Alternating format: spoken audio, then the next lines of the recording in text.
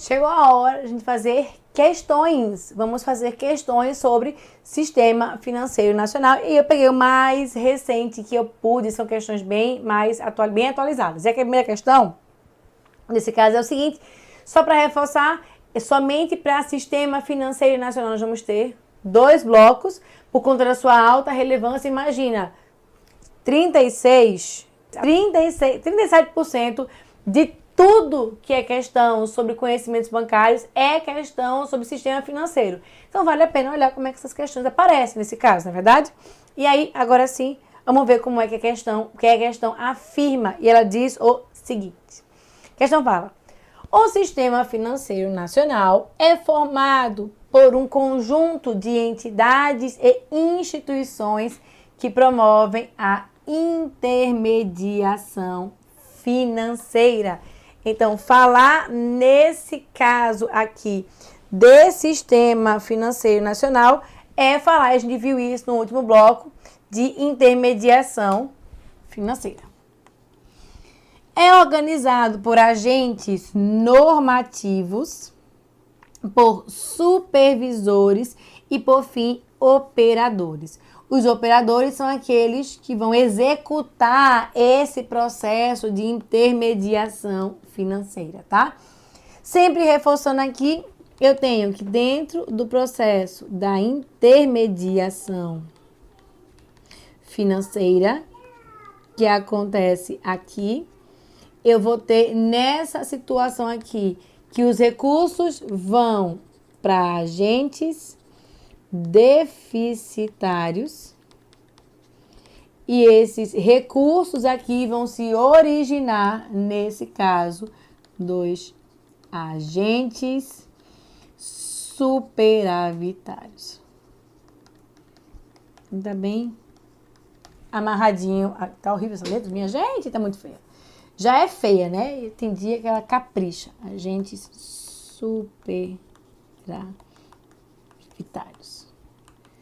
Não sei se ficou melhor não, mas enfim, vamos pra frente.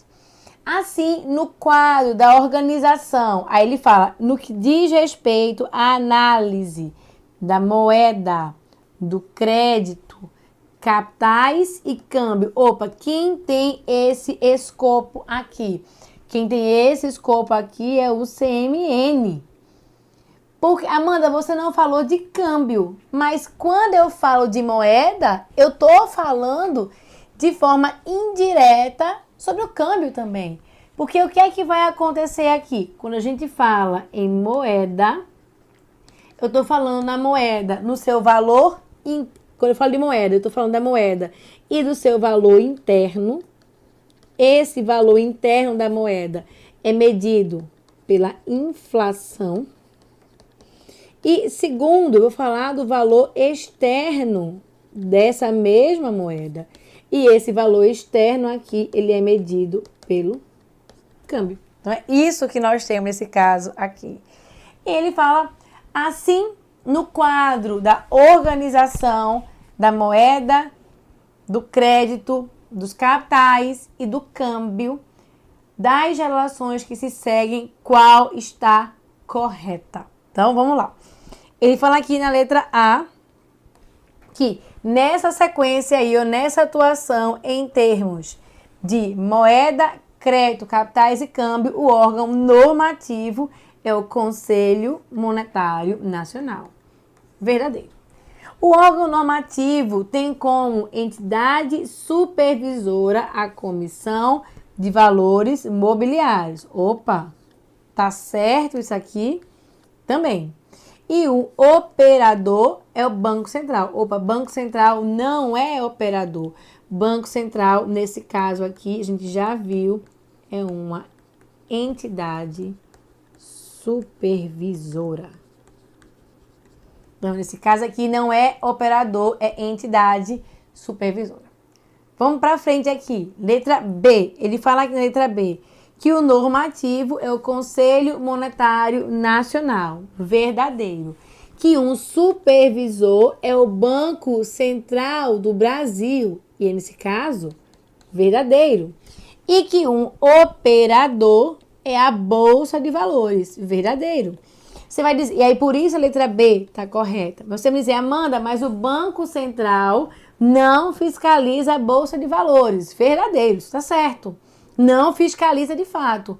Mas a Bolsa, ela é uma entidade operadora vinculada a esse quadro de organização da moeda, do crédito, dos capitais e do câmbio. Então, é isso que nós temos nesse sentido aqui. Então, eu achei também, ficou confusa essa questão quando eu fiz. Disse, isso aqui também é mal feito, né? Porque a Bolsa não é fiscalizada pelo Banco Central. Quem fiscaliza o Banco Central, quem fiscaliza a Bolsa é a CVM. A Bolsa que é ali o retrato, o coração do mercado de capitais. Então, não é Banco Central que faz a fiscalização, mas a questão não falou que era a associação de fiscalização com a entidade supervisora e o operador. É simplesmente dizer, Banco Central é entidade supervisora? É. Bolsa é operadora? Sim. Estão todas na linha moeda, crédito, capitais e câmbio? Estão, então tá certo. Por isso que a letra correta é a letra B. Vamos ver porque as demais estão incorretas. E a questão fala o seguinte aqui pra gente. Ele diz, normativo na letra C, Banco Central, falso. Normativo, nesse caso aqui, é o Conselho Monetário Nacional. Aí ele vem, supervisor, Comissão de Valores Mobiliários, certo. E operador, bancos e demais instituições não bancárias. Esses são sim operadores, tá verdadeiro. Mas, nesse caso, o Banco Central não é um órgão normativo. O Banco Central é uma entidade supervisora. Letra D, normativo, Comissão de Valores Mobiliários, falso, Conselho Monetário Nacional.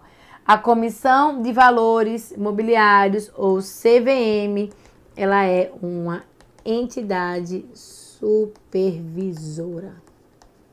Então, ela é aqui uma entidade supervisora. Supervisor, Conselho Monetário Nacional, falso, conselho é normativo. Quem são os órgãos normativos dentro do Sistema Financeiro Nacional? Os conselhos. E operador, entidades abertas de previdência. As entidades abertas de previdência são sim operadores, mas não estão vinculadas à moeda, a crédito, a capitais e a câmbio. Por isso, essa aqui tá falsa. Esse operador aqui estaria associado a seguros. Amanda, por que uma entidade aberta de previdência complementar vai ser supervisionada pela SUSEP e não pela Previc? Essa é uma pergunta que vários alunos me fazem. E aí eu respondo para vocês. Vai ficar, nesse caso, associada à SUSEP e não à Previc, porque se entende, nesse caso aqui, que uma previdência é como se fosse um seguro.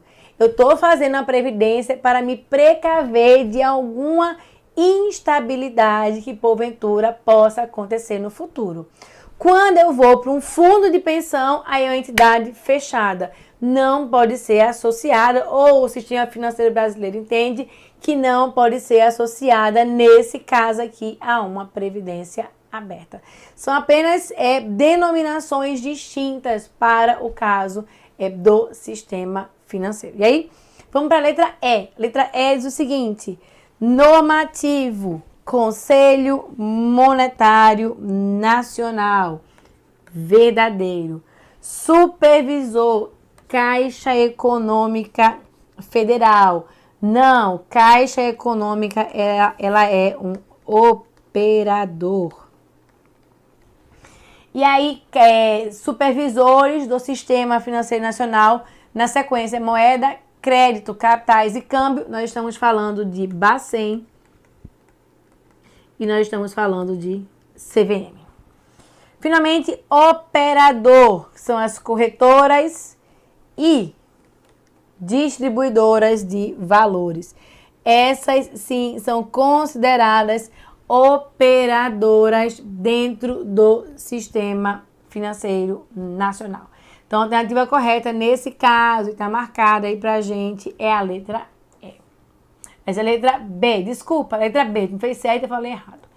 Vamos para mais uma questão 2019, Banrisul. Só para lembrar, dois concursos bancários aconteceram em 2019.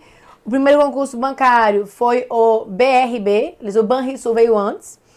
E o BRB foi em agosto de 2019. 19 de agosto de 2019. Foi um concurso gigantesco, muita gente fez. E aí com um tema que eu acho muito provável que já apareça no próximo edital do Banco do Brasil, que são os bancos na era digital. Isso deve aparecer para vocês. Principalmente naquela parte de atualidades do sistema financeiro. Mas vamos ver aqui, para a gente poder analisar mais.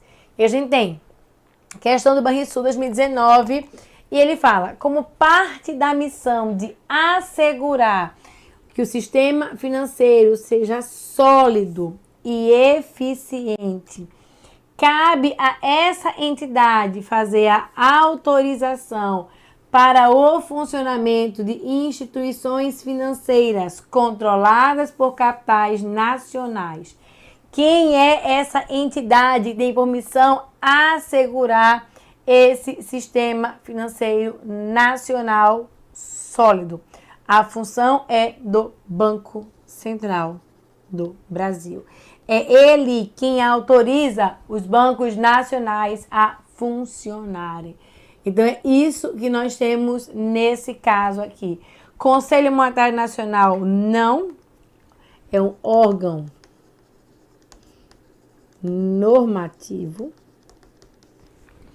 Comissão de Valores Mobiliários não é minha entidade supervisora associada, nesse caso aqui, ao mercado de capitais.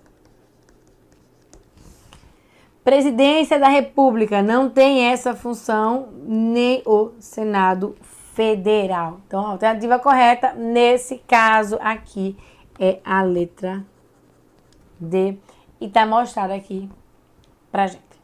Vamos para mais uma questão aqui ainda, que fala sobre Conselho Monetário Nacional. Vamos ver aqui. A questão me diz, no âmbito do sistema financeiro, uma questão de 2019, eu quero fazer um destaque aqui que é essencial para a gente. No âmbito do sistema financeiro nacional, a atribuição da coordenação da dívida pública federal, externa e interna, isso é atribuição de cara, essa coordenação, veja que coordenar é uma função muito mais gerencial, é do Conselho Monetário Nacional. Tá aqui a letra E. Só eu queria fazer aqui uma ressalva para vocês a respeito desse ministério aqui, Ministério da Fazenda. E aí qual é a ressalva? É que nos governos, tanto no governo Collor,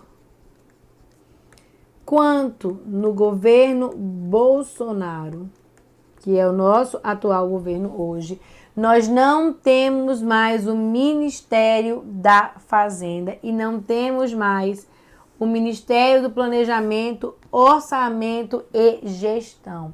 Esses dois governos, esses dois ministérios, eles se fundem e eles criam o Ministério da Economia. Então, o Ministério da Economia, nesse caso aqui, ele vem dessa fusão de um lado o Ministério da Fazenda e do outro o Ministério do Planejamento, Orçamento e Gestão. E isso é importante dizer, porque isso vai mexer na composição do Conselho Monetário Nacional. O que é que nós temos nesse caso aqui? Antes, qual era a composição do Conselho Monetário Nacional? Era o ministro da Fazenda, presidente desse conselho, o ministro do Planejamento, então, ministro do Planejamento, Orçamento e Gestão, tá aqui, MPOG.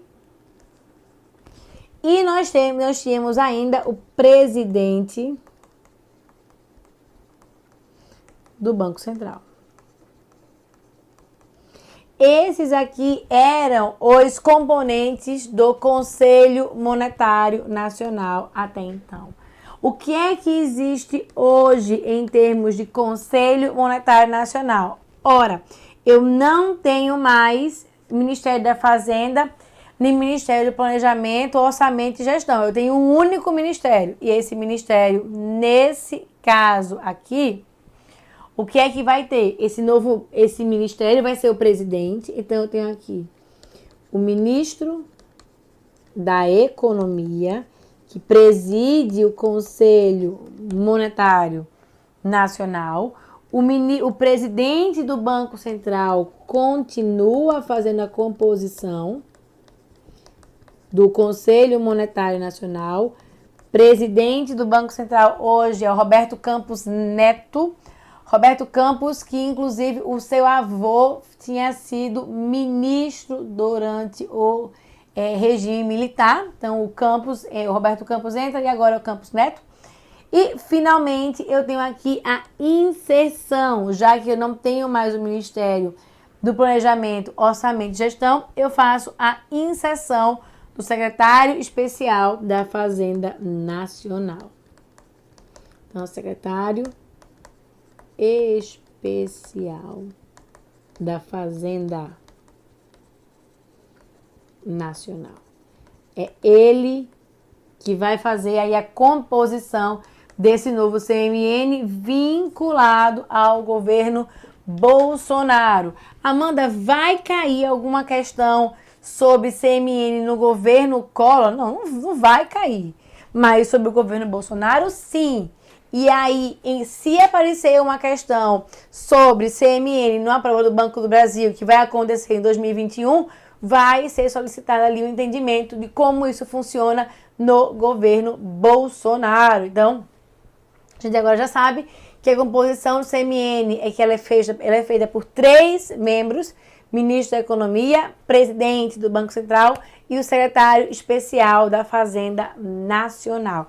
Esses são os 3 membros quando nós falamos em termos de CMN. Vamos em frente, fazer mais uma questão. E a questão afirma o seguinte.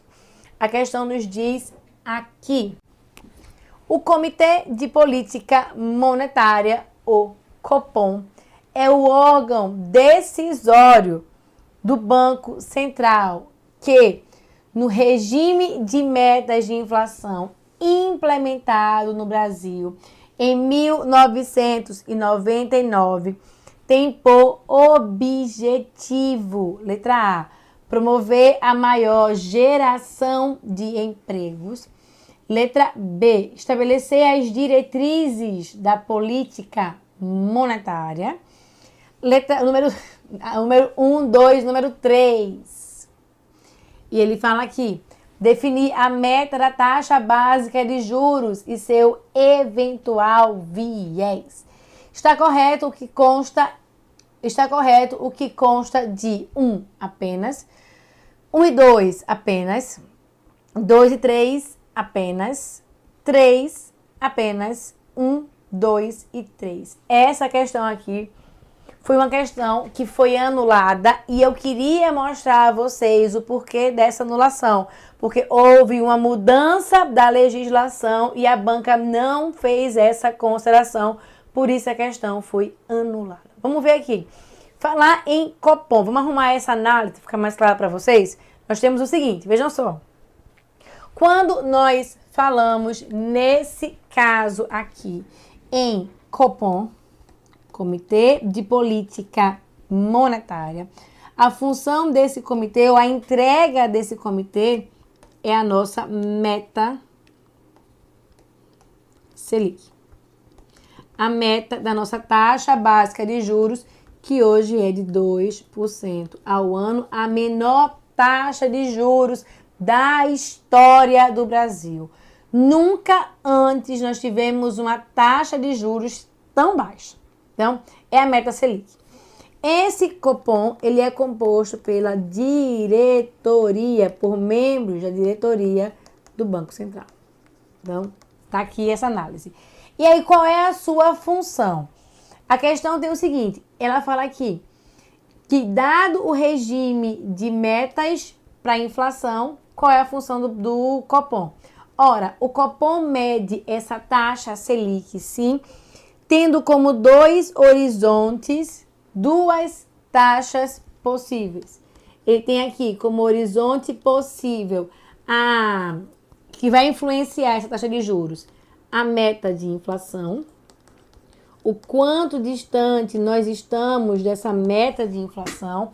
Se a inflação está aumentando e está ficando distante da meta, a Selic sobe, por exemplo.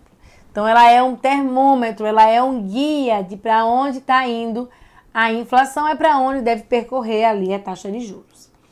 Além da meta de inflação, a meta Selic também estará associada, nesse caso aqui, ao hiato do produto. O que é isso, Amanda? É se eu tenho um produto, se eu tenho um nível de produção que está muito distante do desejável. E é o que está acontecendo no Brasil hoje. Nós temos um hiato o hiato do produto muito alto. Você tem um PIB que deve crescer menos 5,7% ao ano. É um crescimento horrível, né? Um crescimento negativo. E aí, o que o governo faz? O que o Copom faz? Diante desse olhar de que meu crescimento está caindo, o governo vai reduzir a Selic com o objetivo de aumentar o produto. Do outro lado, o governo vai aumentar Selic, o Copom vai aumentar a Selic se existir uma intenção de uma expansão da inflação. Então, é isso que a gente vai ter aqui com revisão de Copom. E ele pergunta, qual é o objetivo do Copom? Vamos lá. O objetivo do Copom é promover maior geração de empregos. Falso. O objetivo do Copom é mexer. A função dele é entregar meta Selic. Essa é a função do Copom, é nos entregar a meta Selic e só e somente só fazer a entrega aqui da Selic. Amanda, nesse caso aqui, eu posso mexer na Selic com o objetivo de mexer no produto e assim mexer no produto, mexer no emprego. É possível? É possível, mas essa é a meta do Copom? Não. A meta do Copom é exclusivamente mexer na taxa de juros. A meta do Copom, nesse caso aqui, não está associada a mexer em qualquer coisa que diga respeito a emprego. A meta dele é mexer nos juros. E só. Por isso, o número 1 está falso. O número 2 afirma o seguinte. O número 2 aqui nos diz, estabelecer as diretrizes da política monetária. Quem estabelece diretriz é Conselho Monetário Nacional. Quem executa, quem é o executor da política monetária é o Banco Central. Então, quem faz a diretriz não é o Copom, é falso. E aí, 1 apenas está falso, 1 e 2 está falso, 2 está falso, 2 e 3 está falso, e 1, 2, 3. Você faz, nossa, então aqui, ó, letra D tá certa, mas a letra D tá falsa. E aí, o erro é muito pequenininho. Ele fala aqui, nesse caso aqui, definir a meta da taxa básica de juros no Brasil. Verdadeiro. Meta da taxa básica de juros, que é a taxa Selic.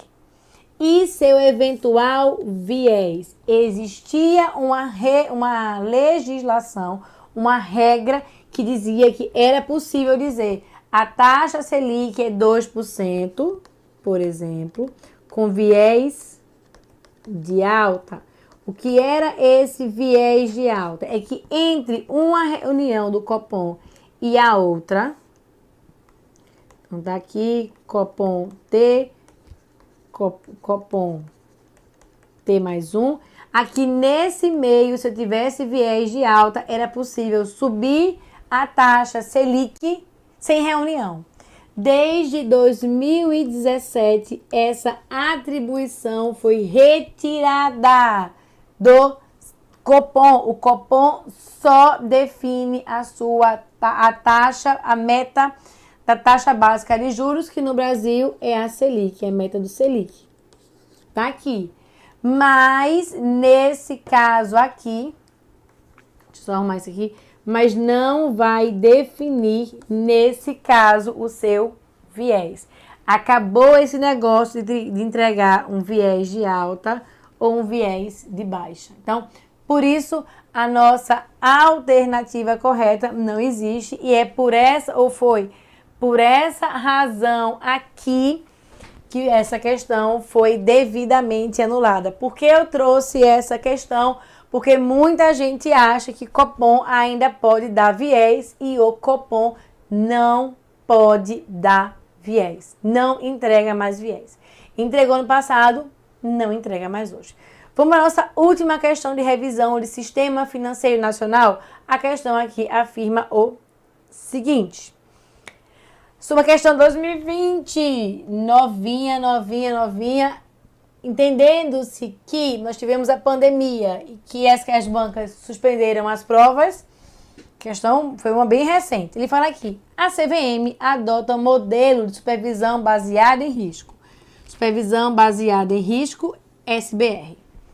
Destinado a maior atenção a mercados, produtos e entidades supervisionadas que demonstrem maior probabilidade de apresentar falhas em sua atuação e representem potencialmente um dano maior para os investidores ou para a integridade do mercado de valores imobiliários.